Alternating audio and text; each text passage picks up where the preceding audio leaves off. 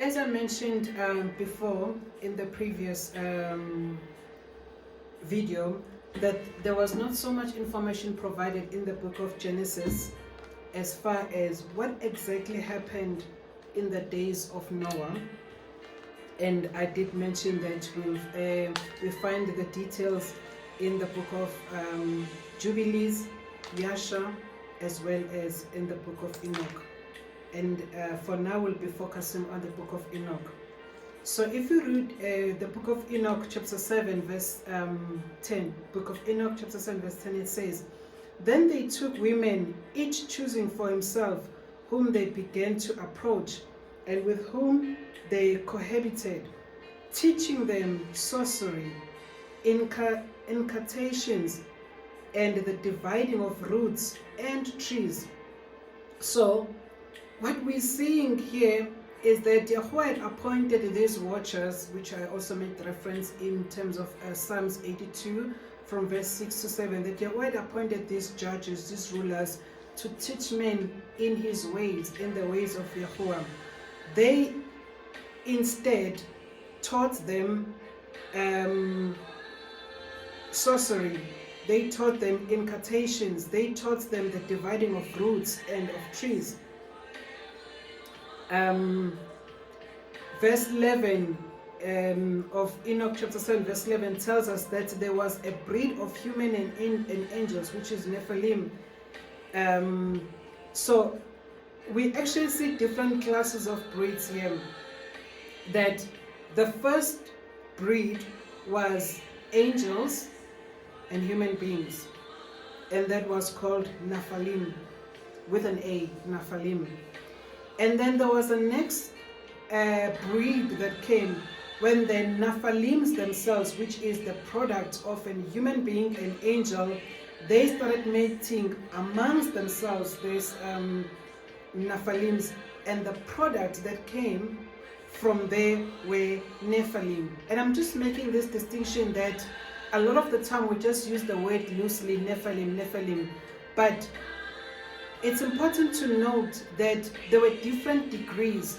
There were those that were born of angels and human beings. So they are like more closely in terms of the strength to the new breed that has come out in that particular example.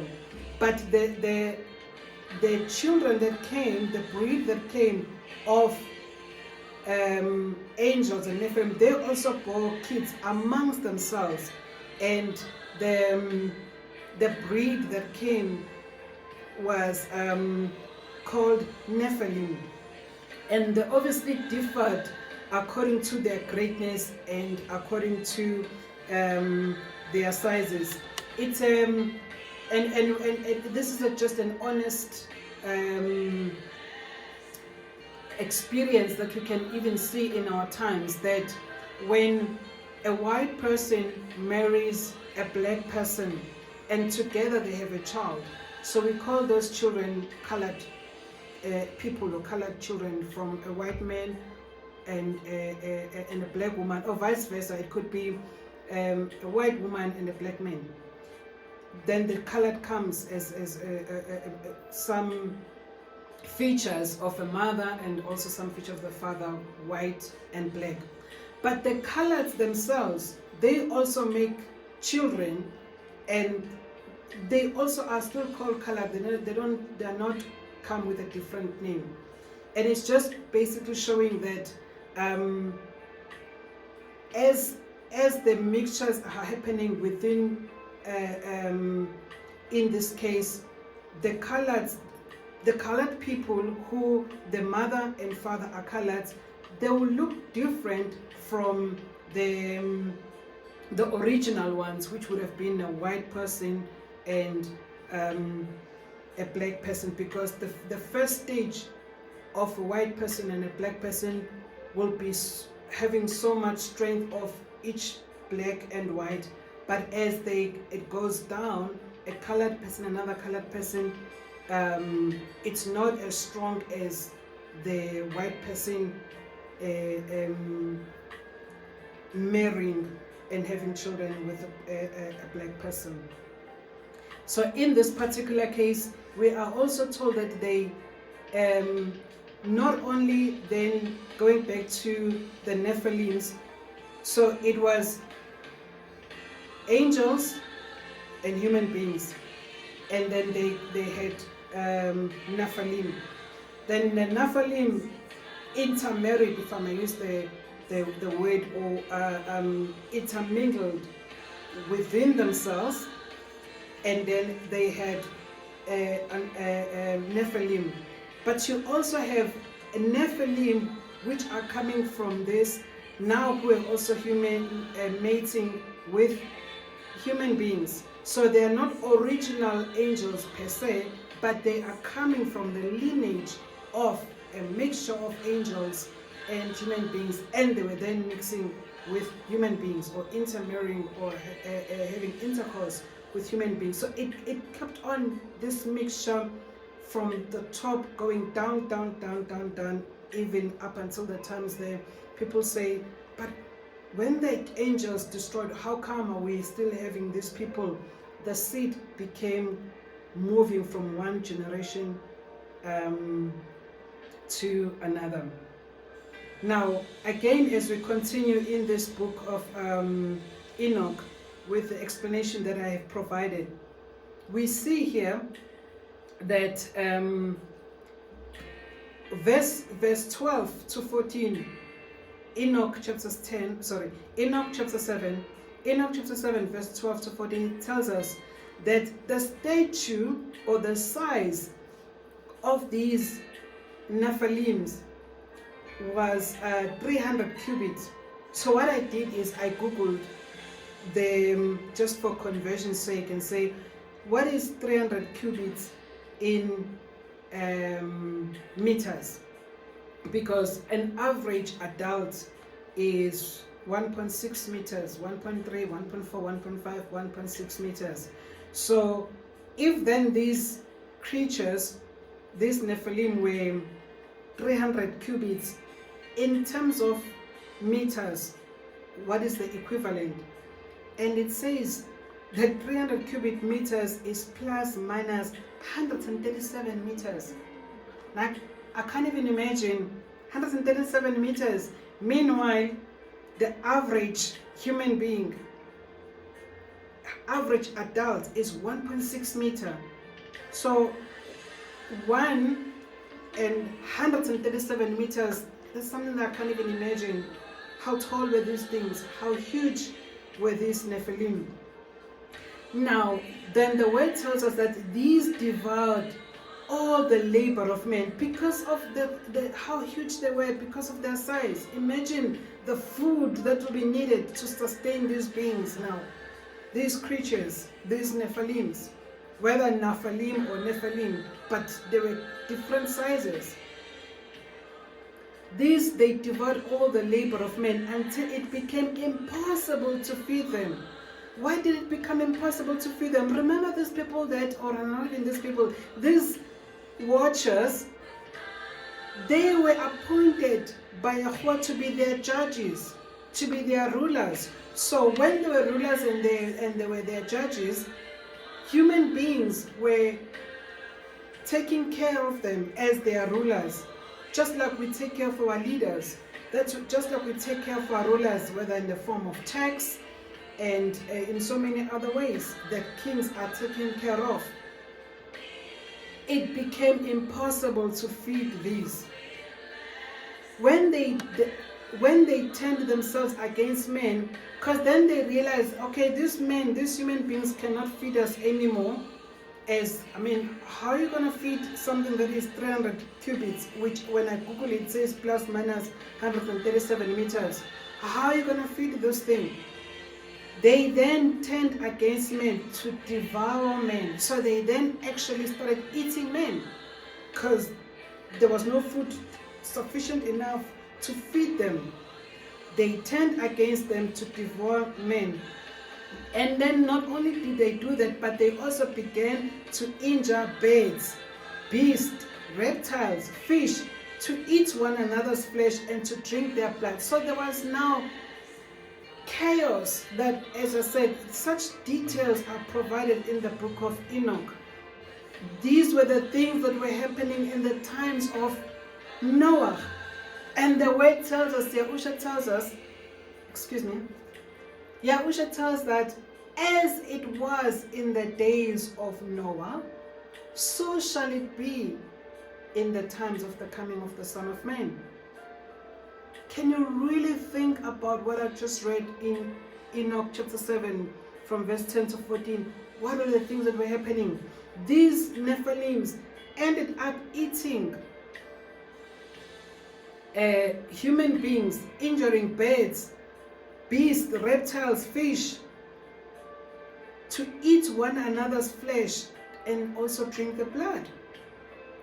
Enoch chapter 8 from verse 1 to 9. So Enoch chapter 8, Enoch chapter 8 verse 1 to 9, it says, Moreover, Azazel taught men to make swords, knives, shields, breastplates, fabrication of mirrors, and the workmanship of bracelets and ornaments, the use of paint, the beautifying of their eyebrows, stones of every valuable and select kind, and all sorts of dyes, so that the world became altered. The very same angels, one of them was Azazel, and there's as a part where it lists all their names that agreed to do this, to disobey Yahuwah. They taught men what they were not supposed to teach men. Yahuwah commanded them to teach men his way, his ways. They then taught men to make swords, to make knives, to make shields, breastplates, fabrication of mirrors, workmanship of bracelets, ornaments, use of paint, beautifying of the eyebrows, stones of every valuable and select kind, so that the world became, they basically altered Yahuwah's world. It says so that the world became altered. Impiety increased, fornication multiplied, and they transgressed and corrupted all their ways. This is what these fallen angels did. This is what was happening in the times of Noah. And Yahusha says, as it was in the times. Are these things not happening in our times? They have started, but they're gonna get worse and worse before Yahusha comes.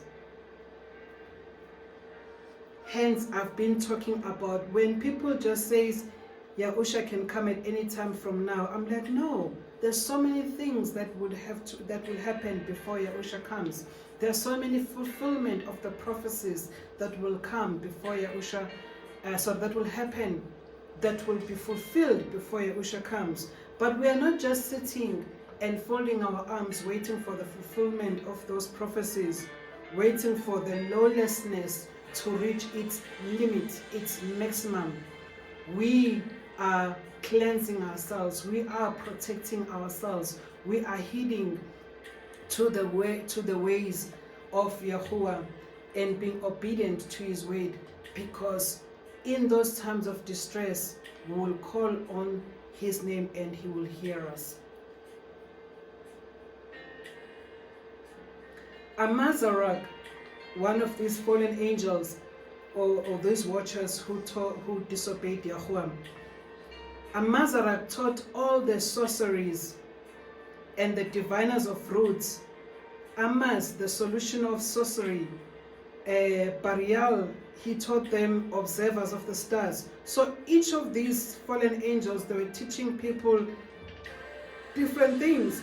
One was teaching them sorcery. Another one was teaching them the observing of stars, astronomy, and the motion of the moon. And men being destroyed cried out, and their voice reached to heaven. Every time when people cry out, Yahuwah, how can he who created ears not hear the cries of his people? How can he who created the eyes not see what is happening? Enoch chapter 8 verse 8, it says, "And men being destroyed cried out, and their voice reached out to heaven." It happened the same also with in the times of Yisrael when they were in Mitzrayim. They cried out to him because of the evils that Egypt were doing on them. Not only evils of killing their babies on the Nile, not only the evils of hard labor, but the evils of replacing the bricks that were shot and replacing it with the infants, which I touched on earlier, which is found in the book of Yahusha. They cried out, and Yahuwah then judged Mitzrayim and delivered Yisrael. In this case, in the times of Noah, Michael and Gabriel, so Michael, Gabriel, Raphael, Suriel, and Uriel looked down from heaven and saw the quantity of blood which was shed on earth, and all the iniquity which was done upon it, and said one to another, "The voice of their cry, the earth deprived has cried even to the gate of heaven, and now to you, O Holy One of heaven, the souls of men, saying, bring judgment to us from to Allah." So these the angels of the Most High, being Michael, Gabriel, Raphael, Suriel, Uriel, they saw this and they brought the matter before Yahuwah, and they said, "O Holy One of heaven, the souls of men are complaining. They are saying, bring judgment." These people were saying to Yahuwah, crying out, "Bring judgment." And we can also make reference in the book of Revelation, where we see the similar incident taking place. In Revelation chapter 6, from verse 9 to 11, it says, "And when he opened the fifth seal, I saw under the altar the beings of those having been slain before the word of Yahuwah and for the witness which they held.